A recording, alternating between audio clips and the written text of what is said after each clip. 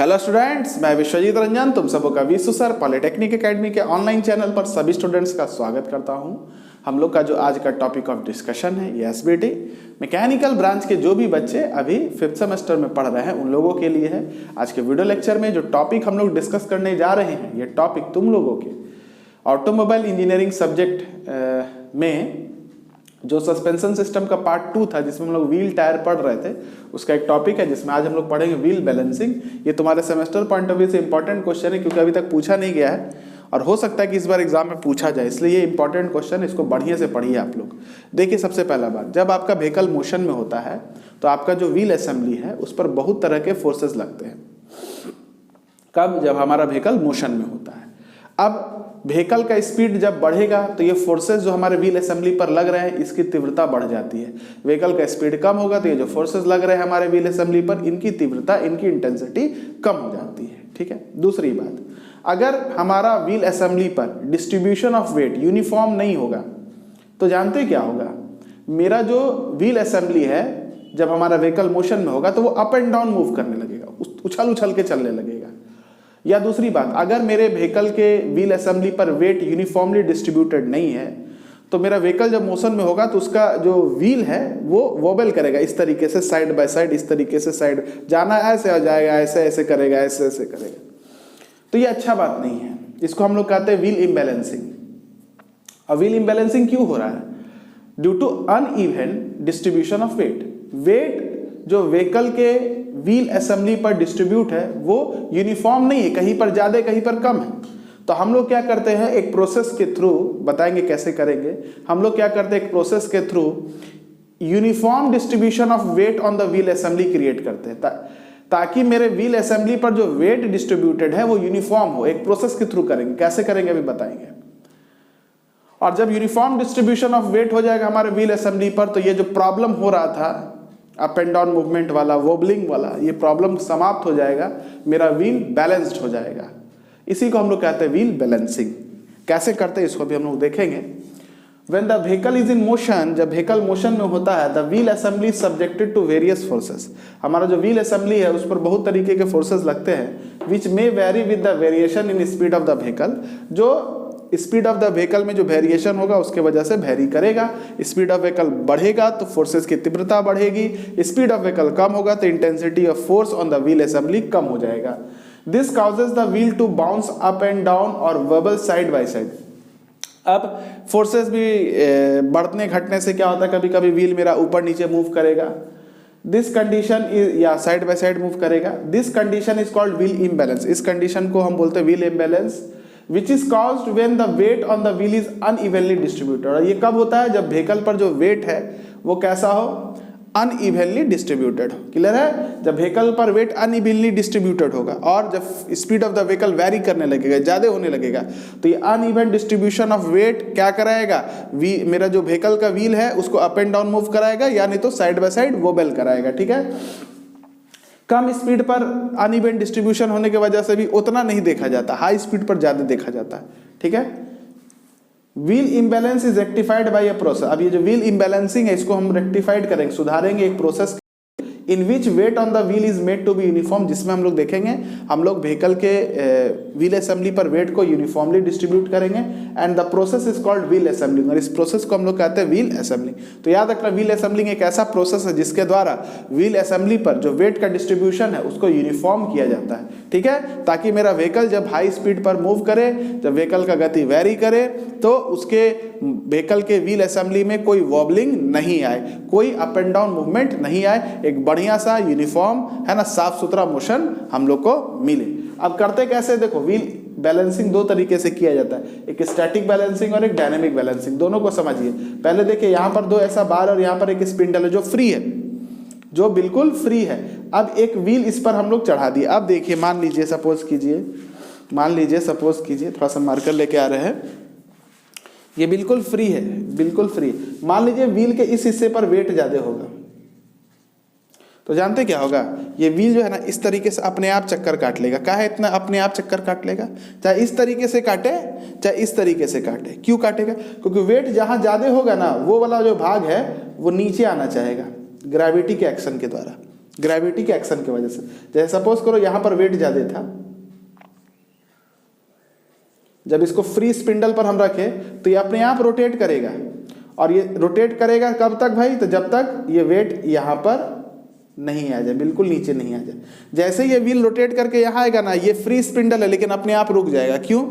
क्योंकि ये क्यों नहीं रोटेशन अब कर पाएगा? इसलिए नहीं कर पाएगा क्योंकि हेवी वेट नीचे है, ग्रेविटी इसको खींचते रहेगा, है ना। अगर इफ अगर यहाँ पर हेवी वेट नहीं रहता, यहाँ पर हेवी वेट नहीं रहता और ये फ्री स्पिंडल होता, तो ये बिल्कुल, ये फ्री स्पिंडल होने के बावजूद भी सब जगह वेट क्या है, बराबर है, फिर भी ये घूमता नहीं। और अगर आप इसको एक बार घुमा देते तो जब तक स्पिंडल को नहीं रोकते तब तक रुकता नहीं। लेकिन अगर यहाँ पर वेट ज़्यादा है, आप इसको नहीं भी घुमाइएगा ना तो भी क्या होगा, ये अपने आप क्या होगा, ग्रेविटी के एक्शन के द्वारा ये वाला जो पोर्शन है ये यहाँ आ जाएगा। इसका मतलब ये व्हील क्या होगा, घूम जाएगा। इसके बाद स्पिंडल को रोकिएगा भी नहीं ना तो भी रुक जाएगा। क्यों? क्योंकि अब ये ऊपर नहीं जा पाएगा। ये हेवी वाले वेट को कौन खींचेगा, तो ग्रेविटी खींचेगा। क्लियर है? तो हम लोग फ्री स्पिंडल पर पहले क्या करेंगे, हम लोग फ्री स्पिंडल पहले व्हील को माउंट कर देंगे, उसके बाद रोटेट कर देंगे, मतलब ये देखेंगे अगर इसमें इम्बैलेंसिंग होगा, वेट अनइवन डिस्ट्रीब्यूशन होगा तो देखा जाएगा ये अपने आप क्या करेगा भैया, रोटेट करेगा। और जैसे ही मेरा ये हेवी वेट वाला पोर्शन यहाँ पर आ जाएगा, ये असेंबली अपने आप, ये स्पिंडल अपने आप रुक जाएगा। स्पिंडल रुका है, इसका मतलब यहाँ पर जो वेट है वो ज़्यादा है। तो हम लोग क्या करते हैं, यहाँ से बिल्कुल इसके अपोजिट साइड में ये जो रिम है हमारा, यहाँ पर एक क्लिप लगाएंगे, लीड एलॉय का क्लिप लगाएंगे, है ना। क्लिप में थोड़ा सा वेट होगा। अब ये जो क्लिप लगाएंगे पहले 5 ग्राम का लगाएंगे, फिर चेक करेंगे, है ना। इसको एक बार यहाँ पर लेके जाएंगे, फिर से क्या करेंगे, इसको थोड़ा सा ये वाला क्लिप जब यहाँ लगा तो इसको अपने से रोटेट करा के यहाँ पर लाओ। ये क्लिप जब यहाँ आ जाएगा, यहाँ से यहाँ आ जाएगा, इसका मतलब ये हेवी वेट वाला यहाँ आ गया। फिर इसको छोड़ देना। अगर फिर रोटेट किया, इसका मतलब वेट अभी ज़्यादा है, हमको और क्लिप लगाना पड़ेगा। हमको क्या करना पड़ेगा, जब ये फिर से यहाँ पर आ गया, इसका मतलब यहाँ पर हमको और क्लिप लगाना पड़ेगा। इस तरीके से हीट एंड ट्रायल मेथड के द्वारा क्लिप लगा के हम लोग देखेंगे कि कब मेरा जो व्हील है वो रोटेट करना बंद कर दिया, मतलब वो स्टैटिक कंडीशन में आ गया। और स्टैटिक कंडीशन में आ गया इसका मतलब वो अब बैलेंस्ड हो चुका है। ठीक है, इसी को हम लोग बोलते हैं स्टैटिक बैलेंसिंग, है ना। तो याद रखना, स्टैटिक बैलेंसिंग में करते क्या हम लोग, तो सबसे पहले क्या करेंगे, हम लोग व्हील असेंबली को एक फ्री रोटेटिंग स्पिंडल पर माउंट करेंगे। इसके बाद अगर ये वाला पोर्शन में वेट ज़्यादा होगा तो हम देखेंगे कि मेरा व्हील अपने आप रोटेट किया, और जैसे ये वेट यहाँ पर आया, मेरा व्हील क्या हो गया, रुक गया। क्यों रुक गया, ये अब ऊपर क्यों नहीं जा पा रहा, क्योंकि हेवी वेट को ग्रेविटी क्या हो रहा है, खींच रहा है, इसलिए बिना स्पिंडल को रोके हुए ही हमारा व्हील क्या हो जाएगा भाई, तो रुक जाएगा। अब इसके ठीक अपोजिट साइड में रिम पर हम लोग वेट को एक लीड एलॉय का क्लिप लगा देंगे, और इसका वेट लगभग इतना ही होना चाहिए जितना वेट यहाँ पर ज़्यादा होगा। जितना यहाँ ज़्यादा होगा उतना ही वेट यहाँ पर लगा दें। तो ये हीट एंड ट्रायल करके तुमको रिपीट करके चेक करना पड़ेगा। जैसे यहाँ पर वेट यहाँ के एक्स्ट्रा वेट से ज़्यादा हो गया, बराबर हो गया, इसका मतलब अब इधर वाला वेट एक्स्ट्रा नहीं है, ये इसको क्या कर रहा है, बैलेंस कर रहा है। अब अगर इसको हम रिम को यहाँ ले आए और वेट को यहाँ ले जाएंगे, रिम को यहाँ ले आइए, वेट को यहाँ ले जाए तो घुमाइए, रिम यहाँ आ गया, इसका मतलब वेट यहाँ आ गया, क्योंकि एक दूसरे के बिल्कुल अपोजिट था। तो जैसे रिम यहाँ आ गया, वेट यहाँ आ गया, अगर बैलेंसिंग हुआ है तब ये रोटेट नहीं करेगा, मेरा स्पिंडल स्टैटिक रहेगा। तो स्टैटिक अगर स्पिंडल है, रोटेट नहीं कर रहा, इसका मतलब वो बैलेंस्ड है। इसलिए इसको हम लोग क्या कहते हैं, स्टैटिक बैलेंसिंग। क्लियर है? डायनेमिक बैलेंसिंग में क्या होता है, मेरा ये जो व्हील होता है एक बैलेंसिंग मशीन होता है, व्हील बैलेंसिंग मशीन। आजकल हम लोग उसी से करते हैं, ये थोड़ा सा लेंदी प्रोसेस है ना। कार वगैरह का तो बैलेंसिंग करते भी नहीं है इससे, बाइक वगैरह के टायर को भलो कर सकते हो। अगर हम लोग डायनेमिक बैलेंसिंग में क्या करते हैं, हम लोग जो टायर है अपना एक व्हील बैलेंसिंग मशीन पर माउंट करते हैं। मेरे व्हीकल के व्हील को हम लोग मोशन देते हैं। मोशन देने के बाद एक ग्राफ होता है, एक स्क्रीन होता है, इस स्क्रीन पर बता देता है कि टायर के किस हिस्से पर वेट ज़्यादा है और कितना ज़्यादा है, तो आपको उसके अपोजिट हिस्से पर उतना ही वेट क्या होगा, लगाना पड़ेगा। तो ये बहुत ही क्विक मेथड है, बहुत ही अच्छा मेथड है।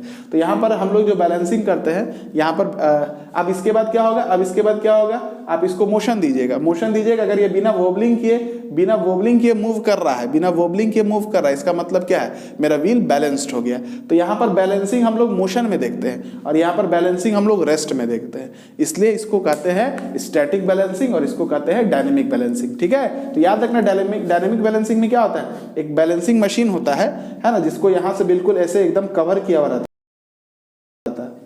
अगर आपका व्हील बैलेंस्ड नहीं होगा तो ये क्या होगा, अप एंड डाउन मूव करेगा, इस कवर के साथ टकराएगा, कवर के साथ टकरा रहा है, इसका मतलब बैलेंस नहीं है। तो यहाँ पर स्क्रीन होगा, स्क्रीन पर बता देगा टायर के किस हिस्से पर आपको बैलेंसिंग करना है। जब आप बैलेंसिंग कर दीजिएगा उसके बाद रोटेट कीजिएगा तो ये ना तो इस कवर से टकराएगा ना तो इस साइड वे में कहीं पर टकराएगा। इसका मतलब क्या, आपका व्हील बैलेंस्ड हो गया। कब व्हील बैलेंस्ड हो गया, कब आप चेक करें कि व्हील बैलेंस हो गया, जब व्हील हमारा क्या है, डायनेमिक कंडीशन में। इसमें व्हील अगर बैलेंस्ड है तो कब चेक करें, तो जब व्हील आपका स्टैटिक कंडीशन में। क्लियर है? तो चलिए, balancing wheel at rest, balancing कब होता है, जब व्हील रेस्ट पर होता है। Balancing wheel in motion, balancing कब होता है, जब व्हील मोशन में होता है। No tendency to rotate on itself, no tendency to rotate on itself. अगर व्हील मेरा बैलेंस्ड है, स्टैटिक बैलेंसिंग है, तो ये खुद ब खुद रोटेट नहीं करेगा। हाँ, आप चलाइएगा तो वह रोटेट कर जाएगा। Wheel spins and wobbles side to side when the wheel is in motion. Wheel जो होता है, अगर इफ इम्बैलेंस, यहाँ इफ इम्बैलेंस लिखिए, इफ इम्बैलेंस यहाँ लिखिएगा। No tendency to rotate on itself, या ऐसे नहीं लिखिए, नो मत लिखिए, tendency to rotate on itself when wheel imbalance. No काट दीजिएगा बाबू, नो काट दीजिएगा। Tendency to rotate on itself when wheel imbalance, अगर व्हील इम्बैलेंस होगा तो ये खुद ब खुद रोटेट करेगा। यहाँ पर क्या, wheel spins and wobbles side to side when the wheel is in motion if imbalance. अगर ये इम्बैलेंस होगा, तो साइड टू साइड इस तरह से वोबल करेगा, अप एंड डाउन मूव करेगा जब व्हील इम्बैलेंस होगा। Checked by placing it on A free rotating spindle. इसमें हम लोग चेकिंग करते हैं व्हील को एक फ्री रोटेटिंग स्पिंडल के ऊपर में प्लेस करके। Check by using a wheel balancing machine, इसमें हम लोग व्हील बैलेंसिंग मशीन का यूज करते हैं। Weight are attached to the rim of wheel on opposite to heavy spot. ये आपका हेवी स्पॉट है, ये नीचे गया, तो यहाँ पर इस हेवी स्पॉट के अपोजिट साइड में रिम पर हम लोग वेट लगाते हैं। By hit and trial based on the operator experience. अब बताएं, आपको चेक करना पड़ेगा बार बार। Weight are attached to the rim of the wheel and balancing machine shows how much and where the weight is to be attached। यहाँ पर भी wait हम लोग रिम पर ही लगाते हैं, वेट हमेशा रिम पर ही लगाया जाता है, लेकिन कहाँ लगाना और कितना लगाना ये बैलेंसिंग मशीन बता देगा आपको। तो यही स्टैटिक बैलेंसिंग था और ये डायनेमिक बैलेंसिंग था। अब factor affecting the tyre life, factor affecting the tyre life एक छोटा टॉपिक है, हम वीडियो को पॉज करके उसको बता देंगे। ये चैप्टर आपका कंप्लीट हो जाएगा, एकदम अंडरलाइन करके आप जाके पढ़ सकते हैं, अंडरलाइन करके सिलेबस में दिखेगा, एक टॉपिक नहीं छोड़े हैं। ठीक है, तो आप इसको पहले वीडियो को पॉज करके नोट डाउन कीजिए, इसके बाद हम लोग आगे बढ़ते हैं। चलिए, factor affecting tyre life, tyre life पर क्या क्या फैक्टर अफेक्ट करता है, ये हमारा आपका टॉपिक ऑफ डिस्कशन है। तो सबसे पहले ड्राइविंग स्टाइल, जैसे एग्जांपल दे रहे हैं, अगर कोई ड्राइवर है जो थोड़ा सा रफ गाड़ी चलाता है ना, ऐसे ऐसे घुमा रहा है, कॉर्नरिंग कर रहा है, शार्प टर्न ले रहा है, बहुत तेजी से गाड़ी चला, अचानक से ब्रेक मार रहा है, ठीक है, तो उससे क्या होता है, टायर जल्दी घिस जाता है, टायर का लाइफ कम हो जाता है। तो याद रखना, for example aggressive cornering and harsh braking increase wear and decrease the tyre life. Position, जैसे फ्रंट पोजीशन का जो टायर है वो ज़्यादा घिसता है, क्यों? क्योंकि स्टीयरिंग आप देखते कितना स्टीयरिंग आप घुमाते रहते, तो बार बार टायर ऐसे ऐसे होते रहेगा, तो उससे टायर लाइफ, फ्रंट टायर का जो लाइफ है वो पीछे वाले टायर के लाइफ से कम होता है। फ्रंट टायर मूव फास्टर नहीं, यहाँ वियर फास्टर, वियर मतलब घिसना, front tyre will wear faster,